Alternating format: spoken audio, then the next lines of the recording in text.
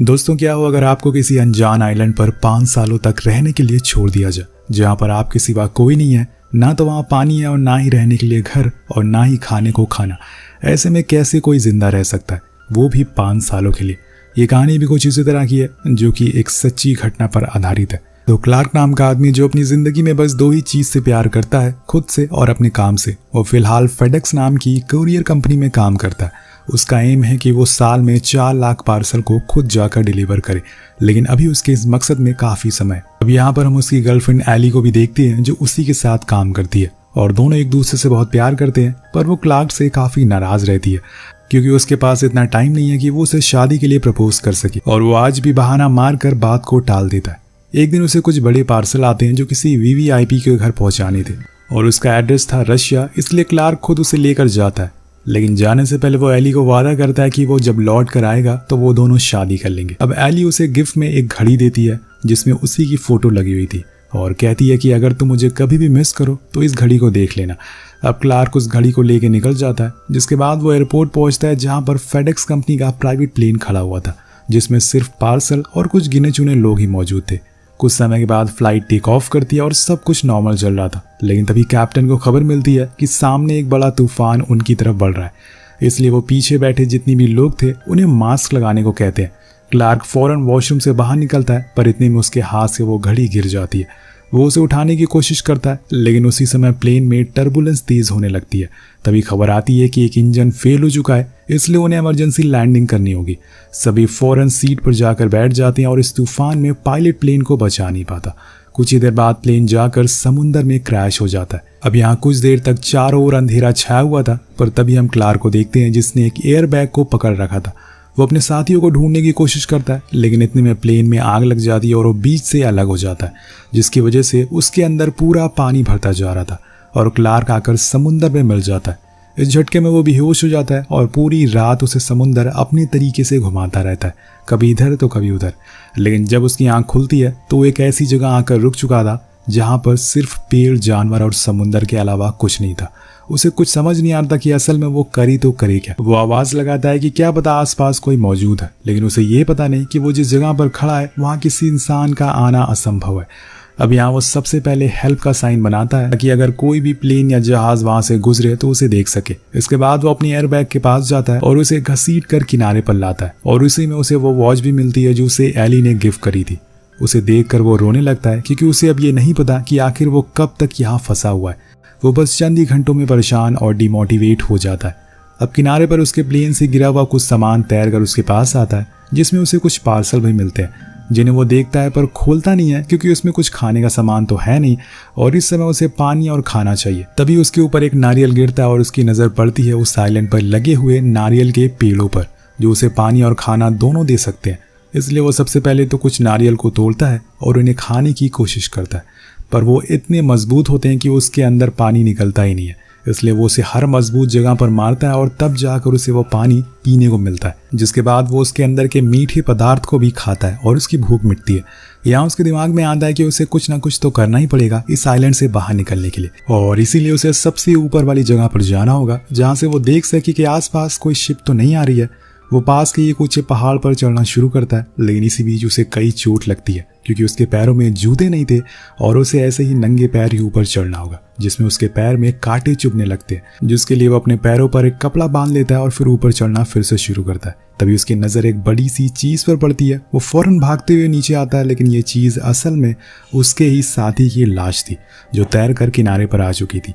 अब वो अपने साथी को वहीं किनारे पर दफना देता है, लेकिन उससे पहले वो उसके सामानों को निकाल लेता है जो उसी के काम आने वाले थे, जिसमें था एक टॉर्च, शूज और एक ब्लेड, जो कि बेहद ही छोटा था। अब वो उन जूतों को पहन लेता है, जिससे कि उसे थोड़ी राहत मिल सके। अब अगले दिन जब वो सोकर उठता है तो देखता है कि जो हेल्प का साइन उसने बनाया था वो पानी की लहर की वजह से मिट चुका है। इसलिए वो इस बार ही कुछ लकड़ियों को इकट्ठा करता है और फिर उसे वहां पर हेल्प बनाता है, ताकि इस बार कोई भी लहरों से मिटा ना सके। अब वो अपने लिए कुछ और खाने का इंतजाम करने के लिए जाता है, यानी कि मछली पकड़ने के लिए। लेकिन ये इतना आसान नहीं है अगर आपके पास कोई सामान ना हो उसे पकड़ने के लिए, क्योंकि पहली बात तो उसके पास कोई भी ऐसा शार्प टूल नहीं है, और दूसरी चीज कि वो ये काम पहली बार कर रहा है। वो आखिर में आकर हिम्मत हार जाता है और आकर सो जाता है। लेकिन उस रात उसके लिए एक उम्मीद आती है। कुछ दूरी पर उसे एक शिप गुजरता हुआ दिखाई देता है। अब वो उसे देखकर बहुत खुश होता है। वो फौरन उठता और चिल्लाना शुरू करता है, लेकिन इसका कोई फायदा नहीं था। तभी उसे वो टॉर्च का ख्याल आता है, लेकिन जब तक वो उसे साइन देता, वो इशारा करता, वो शिप वहां से जा चुका था और इसीलिए वो उदास होकर बैठ जाता है कि आखिर वो करे तो करे क्या। अगले दिन वो खुद को हिम्मत देने के लिए कुछ काम करता है ताकि वो खुद को इस आइलैंड पर जिंदा रख सके और अपने माइंड को डाइवर्ट कर सके। जैसे कि उसने नारियल में पत्तों में इकट्ठा हुए पानी को भर लेता है और फिर उसी नारियल को काट कर खा जाता है। उसे यहाँ फंसे हुए अब 6 महीने से ज्यादा का समय हो चुका है।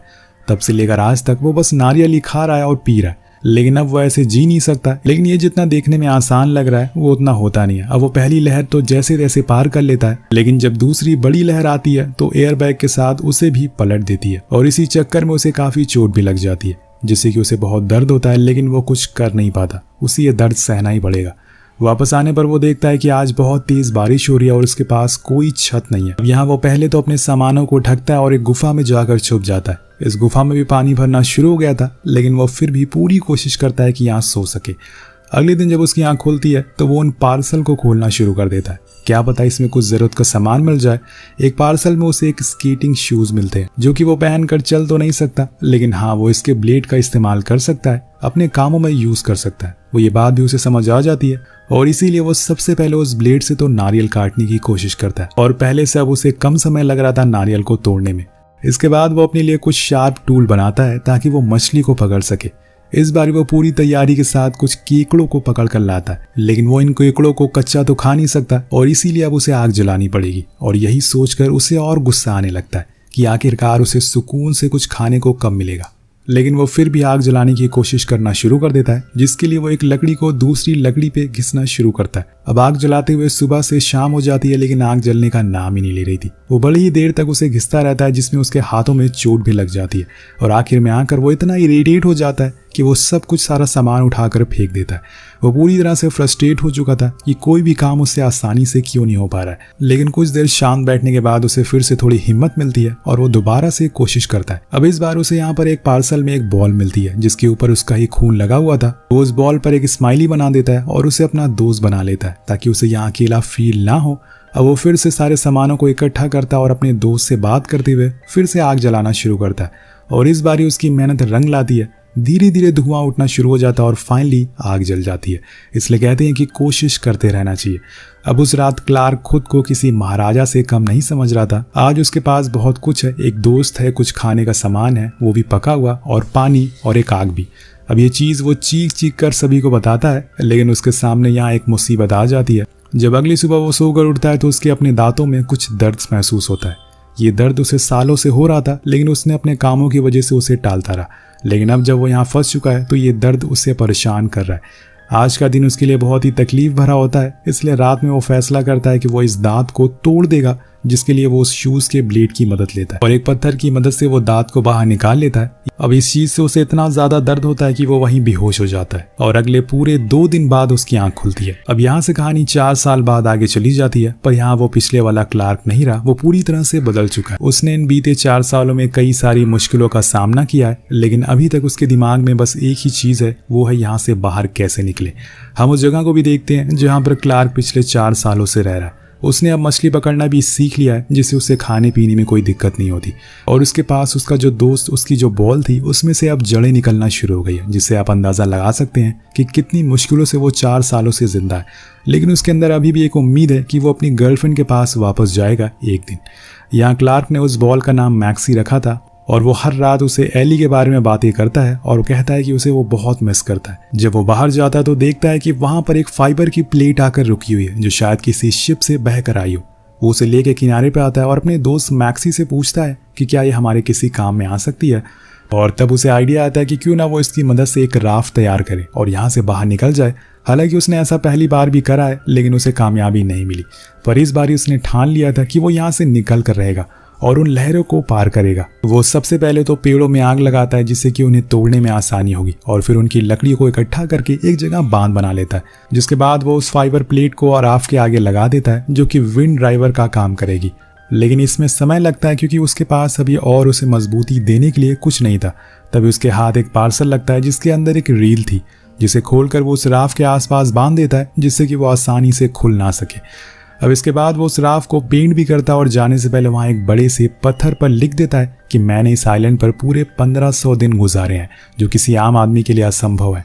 अब जब वो उस राफ्ट को पानी में उतारने वाला होता है कि तभी तेज लहरें आना शुरू हो जाती है, इसलिए वो थोड़ी देर के लिए रुक जाता है और उसे शांत होने का वेट करता है। इसी दौरान वो आग जलाता और वहीं बैठकर अपने दोस्त मैक्सी से बात करता है और उसे बताता है कि अगर वो यहाँ से बचकर बाहर निकल गया तो वो सबसे पहले अपनी गर्लफ्रेंड एली से शादी करेगा, क्योंकि वो उसे हर रोज मिस करता हुआ आ रहा है। उस समय के बाद जब लहरें शांत हो जाती है तो वो अपनी राफ्ट को नीचे उतारता और फिर आगे बढ़ना शुरू कर देता है। कुछ ही देर बाद उसका सामना होता है उसी लहर से जो उसे हर बारी ढकेल कर पीछे कर देती है, लेकिन इस बार वो उसका डट कर सामना करता और उन लहरों को चीर कर निकल जाता है। अब ये होने के बाद वो बहुत ही खुश था क्योंकि उसने ये कर दिखाया था, लेकिन एक मामूली सी राफ्ट से समुद्र को पार कर पाने में कई साल लग सकते हैं।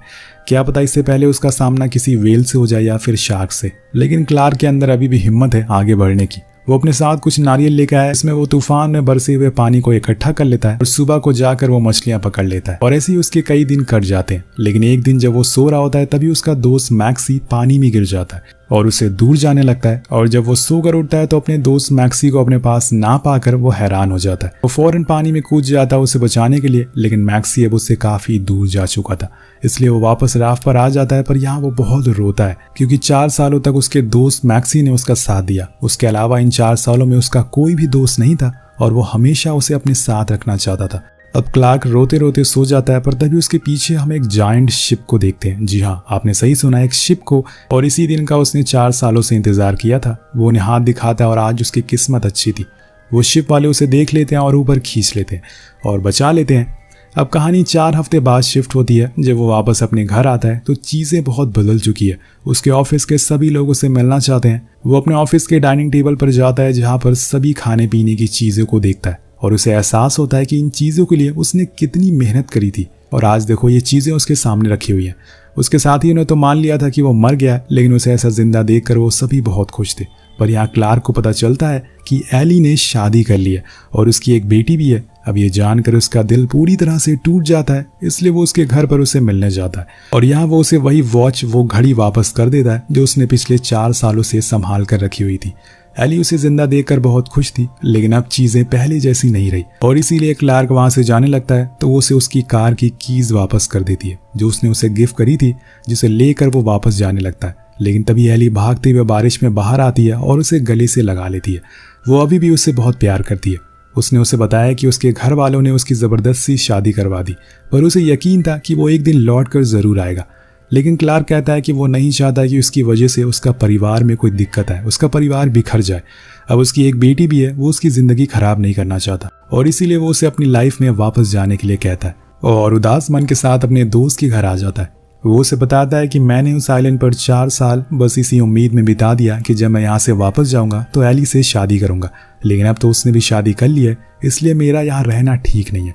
अब मैं दूसरे शहर शिफ्ट होने जा रहा हूँ, लेकिन उससे पहले मुझे एक काम करना है। जिसके बाद हम यहाँ क्लार्क को एक आखिरी पार्सल को डिलीवर करते हुए देखते हैं और उस पार्सल को उसने उस आइलैंड पर कभी खोला नहीं था और वो उसे लेकर अपने साथ यहाँ तक आया क्योंकि उसे यकीन था कि वो इस पार्सल को पहुँचा कर रहेगा। लेकिन जब वो उस घर में एंटर करता है जहाँ पर उसे पार्सल डिलीवर करना है तो वो पूरी तरह से खाली होता है, वहाँ कोई नहीं था और इसी वजह से वो एक नोट लिखकर उस पार्सल को छोड़ देता है कि इस पार्सल ने मेरी जिंदगी बचाई है। अब वो वापस जाने लगता है, लेकिन यहाँ पर उसे किस रास्ते पर जाना है वो कंफ्यूज हो चुका है, उसे समझ नहीं आ रहा है। वो वहीं रुक जाता है और तभी एक लड़की वहाँ ट्रक से आती है और उसे रास्ता बताती है, लेकिन उसके जाने के बाद क्लार्क उसके ट्रक को उसी रास्ते पर जाते हुए देखता है जहाँ से उसने पार्सल दिया था। वो समझ जाता है कि वो पार्सल उसी लड़की का है और ये देखकर वो स्माइल करता है, जिसके साथ ये कहानी यही खत्म हो जाती है। वेल दोस्तों, ये एक बहुत ही अमेजिंग सर्वाइवल मूवी है जो आपको बहुत कुछ सिखा जाती है। आपको कहानी कैसी लगी नीचे कमेंट करके जरूर बताएगा। मिलते हैं अगली वीडियो में। Peace out.